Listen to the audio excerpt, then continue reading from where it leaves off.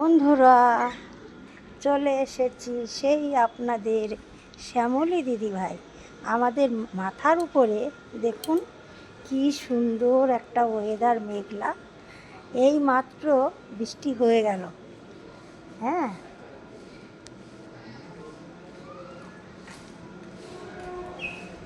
দেখেন কত সুন্দর না, মেঘ, নীল বর্ণ মেঘ।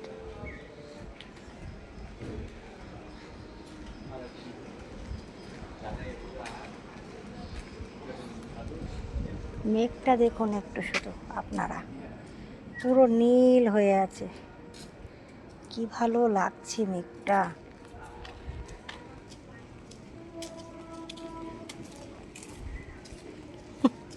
কত সুন্দর লাগছে না?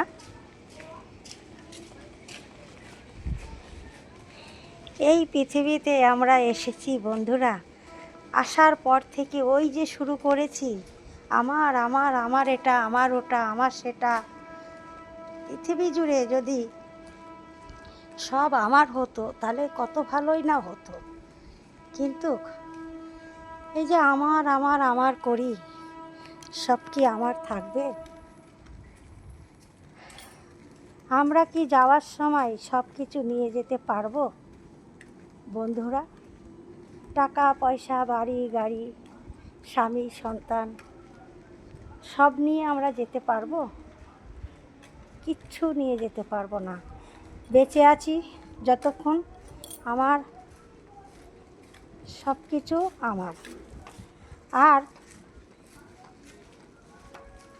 রান্না করলে আমার ছেলে এটা খাবে, আমার মেয়ে ওটা খাবে, আমার স্বামী এটা খাবে। আমরা করি, আমরা মেয়ে মানুষরা এটাই করি। আমার স্বামী খাবে, আমার ছেলে মেয়ে খাবে, আমার সব আমার, সব আমার, পৃথিবী জুড়ে সব আমার। কিন্তু এই যে আমার আমার করি, আমি যদি দুটো চোখ বন্ধ করে ফেলি, কিছু কি থাকবে আমার বলতে? আর কিছু থাকবে না, কিছুই থাকবে না জীবনে। যতক্ষণ নিঃশ্বাসটা চলছে আমাদের, ততক্ষণ আমাদের আমাদের আমাদের করতে থাকি, তাই না?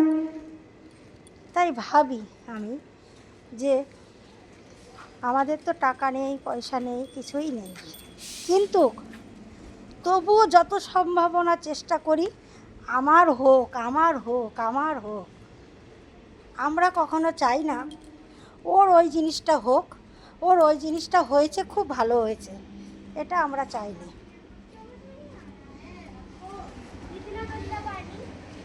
कितना गंदा पानी रे भाई, कैसे जाएगा रे भाई, कितना गंदा पानी। तुम लोग देखो বন্ধুরা, কলকাতা में থাকता है ना, ও বুঝতে হয় কিতনা গন্দা পানি। ওই ড্রেন থেকে সব নোংরা জল তুলেছে, দেখেছেন? হুম, আগে জানলে এই রাস্তায় আসতামই না,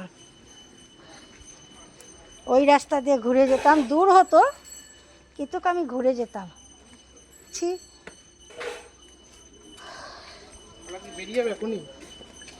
এই যে জুতোটা পরে আমি হেঁটে হেঁটে আসছি, কত যত্ন করি, পাটাকে আমার কত শেপ রাখে।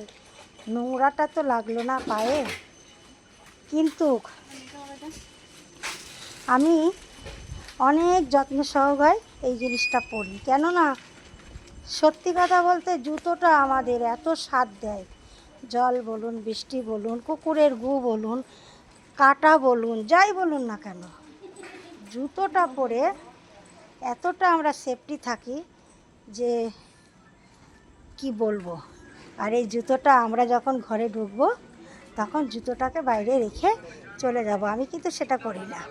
আমি কি করি, জুতোটাকে সুন্দর করে ধুয়ে আমি ঘরে তুলে রাখি। কেন? আমাদের বাড়ি অনেক কুকুর আছে, ছিঁড়ে ফেলবে। শখের জুতো আমার। তাই আজকে আমি শুয়ে শুয়ে একটাই কথা ভাবছিলাম যে পৃথিবী জুড়ে তো আমি শুধু আমার আমার করি। চোখ দুটো বুঝলে আমার আর কিছুই থাকবে না, থাকবে শুধু একটাই জিনিস, সেটা হলো আমার ব্যবহার। আমি মানুষের সঙ্গে কেমন ব্যবহারটা করব, তেমন ব্যবহারটা তো পাবো। আর শুধু এই ব্যবহারটাই আমাদের থেকে যাবে, আর কিচ্ছু থাকবে না পৃথিবীতে। এত সুন্দর ওয়েদার দেখেন, কি ভালো লাগছে। এই দেখেন নীল বর্ণ মেঘ, বৃষ্টিতে পুরো ঢাকা মেঘটা, দেখতে পাচ্ছেন আপনারা? পুরো বৃষ্টিতে মেঘ ঢাকা, মানে যখন তখন আবার নেমে যাবে। যখন আমি ফেসবুকে কাজ করা ধরলাম বন্ধুরা, কমেন্ট করার জন্য, আমি তো জানতাম না, ভিডিও ছাড়তাম রান্নার ভিডিও, কিন্তু আমি জানতাম না বন্ধুরা আমার কাছে এসেছে। বন্ধুদের বাড়ি আমাকে যেতে হবে কীভাবে, ছুটে ছুটে পাড়ায় দৌড়াতাম, এতগুলো এসেছে, 10 জন এসেছে, এদেরকে আমি কি করব? তখন আমাকে কেউ কেউ দেখাতে দেখাতে বিরক্ত হয়ে যেত, দূর ব্যাং আমি আর পারবো না, দূর ব্যাং আমি আর পারবো না, ও দিদি আমাকে একটু দেখিয়ে দাও না, এ ভাই ভাই ভাই এটা কি করবো রে, আমাকে একটু দেখিয়ে দে না, আর দিদি তুমি যাও তো, এখন আমার অনেক কাজ আছে, তুমি যাও এখন, আমার অনেক কাজ আছে, আমি দেখিয়ে দিতে পারবো না। এত লোকের বিরক্ত করে যেন আমি খেতাম। আমি কিভাবে কমেন্ট করতে হয় সেটা অবধি জানতাম না। তারপরে কীভাবেতে লোকেদের কি করব, আমি কোথায় কি করব, আমি কিছুই বুঝতাম না। তাহলে এগুলো কেন এসেছে এরা? আর যখন নাকি মানে কোনো একটা ইমোজন দিয়ে দিত, আমার আর আনন্দের চোটে কে দেখতো, কি আনন্দ পেতাম, ও দিদি দেখো দেখো আমাকে মনে হয় একটা স্টার দিয়েছে। আমি কিছু বুঝতাম না, ব্যাঙের মাথা, আবার করেছি ফেসবুক। হ্যাঁ, ও দিদি দেখো দেখো আমার একটা কী সুন্দর জিনিস দিয়েছে, ফুল দিয়েছে একটা, আরে ভগবান ওটা তো এমনি গোলাপ, ও আচ্ছা, এরকম করতাম, ছুটে ছুটে নিয়ে আর মানুষের কাছে যেতাম বলে লোক আমার প্রতি বিরক্ত হয়ে যেত, বিরক্ত হয়ে যেত, আমারও মনটা খারাপ লাগতো, দূর ব্যাঙ আমি আর যাব না, দূর ওর কাছে আর যাব না, ও দেখিয়ে দেয় না, ও শুধু বলে দূর ব্যাং যাও তো তুমি এখন বাড়ি, আমার অনেক কাজ আছে, তোমাকে নিয়েই পড়ে থাকলে আমার হবে নাকি, ও দিদি আর একটুখানি আমাকে বুঝিয়ে দাও, এরকম করতাম। বুঝিয়ে তো দিত বন্ধুরা, বুঝিয়ে দেওয়ার পরে আমি যখন কমেন্ট করা শুরু করলাম, এইভাবেতে বলবা ওইভাবেতে বলবা, একই জিনিস লাইন বাই লাইন সব বলে এসেছি, একই জিনিস। আর আমাদের ফেসবুক মামা আমাকে এমন একটা ইস্যু ধরিয়ে দিল 1 বছরের, হ্যাঁ এমন ইস্যু ধরিয়ে দিয়েছে, আর আমি 150 থেকে 200টা ভিডিও পুরো কেটে দিয়েছি, মানে ওটা ডিলিট করে দিয়েছি, এত ইস্যু দিয়েছে, ওটা আর আমি নিতে পারিনি, না নিতে পারার দরুন আমি 150টা 200টা করে ইস্যু এক মাসে আমি কেটেছি। কেন কেটেছি? নাইলে তো আমার বন্ধুরা বাড়িতেই আসতে পারছে না, অপশানগুলো সব খিচুড়ি বানিয়ে খেয়ে নিয়েছি। আমি তো একটু ওষুধ খাই বেশি, হ্যাঁ একটু গা হাত পা ব্যথা, একটু জ্বর হলে কি একটু গ্যাস হলো, সঙ্গে সঙ্গে ওষুধ খেতে খুব ভালো লাগে আমার। তা যাই হোক, ওষুধের মতন জলের মতন ওগুলো আমি গিলে খেয়ে নিতাম। এমন এমন অপশান, এ মা এগুলো কী করেছো, আমাকে বলতো ও দিদি তুমি কি করেছো, ও শ্যামলি দি তুমি কি করেছো এগুলো, আমি বললাম কেন, ভিডিও ছেড়েছি, বলে ভগবান তোমার সমস্ত ইস্যু বেড়ে দিয়েছে, যাও এগুলো আগে এইভাবে কাটবা, কেটে তারপরে আমার কাছে আসবা। হায় রে, আমার তো মাথায় হাত, এই করে করে করে করে আমার পুরো ডাউন হয়ে গেল। হ্যাঁ, আমি তো কিছুই বুঝি না এর ব্যাপারে, কিছু জানি না কিভাবে কি করতে হয় না করতে হয়, কি জ্বালায় পড়েছি, কি সমস্যা। এই জন্যই মানুষের কিছু করার আগে, যেমন এই যে রান্নাটা আমি করি, হ্যাঁ রান্নার বউ যদি না বুঝি, আমি চলে যাব লোকের বাড়ি রান্না করতে, সেই রান্না লোকে খেতে পারবে? কোনো দিনও পারবে না। তা সমস্ত বিষয় আগে কিছু একটু জানতে হবে, তারপরে সেদিকে পা এগাও। হ্যাঁ, আমরা মনে করি যে দূর ব্যাং সবাই করছে, আমি কেন করব না, আমিও পারবো। ও বাবা, এটা অসম্ভব। তা কিছু একটু জানো, অল্প একটু কিছু জানো তার বিষয়, চিন্তা ভাবনা করো, তারপরে সেই লাইনে পা বাড়াও।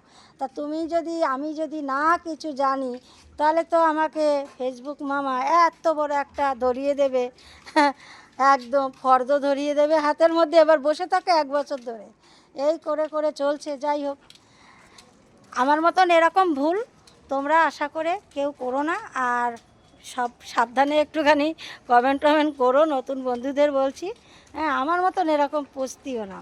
আজকে 3 বছর ধরে ভিডিও করে করে 1 বছর আমাকে এমন শাস্তি দিয়ে দিয়েছে না, অন্য লোক যদি হতো আর ভিডিও করাই ছেড়ে দিত, কিন্তু আমি তো প্রচণ্ড ধৈর্য, আমার প্রচণ্ড ধৈর্য।